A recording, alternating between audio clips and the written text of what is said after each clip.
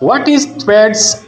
Threads is a new app from the parents company of Facebook, Instagram, and WhatsApp. The platform looks a lot like Twitter with a feed of largely text-based posts, although user can also post photos and video where people can have real-time conversations. Meta said message posted to Threads will have a 500 character limit similar to Twitter. User can reply to repost and quote other Threads posts, but the app also blends Instagram existing aesthetic and navigation system and offered the ability to share posts from Threads directly to Instagram stories.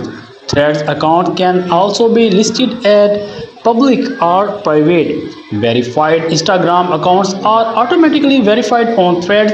The vision of Thread is to create an open and friendly public space for conservation. Meta CEO Mark Zuckerberg said in a Threads post following the launch, "We hope to take what Instagram does best and create a new experience around text, ideas, and discussing what's on your mind." Some users did experience occasional glitches and issues getting content to load in the early hours after thread launches, but that is to be expected when millions of users are joining and using an app at once.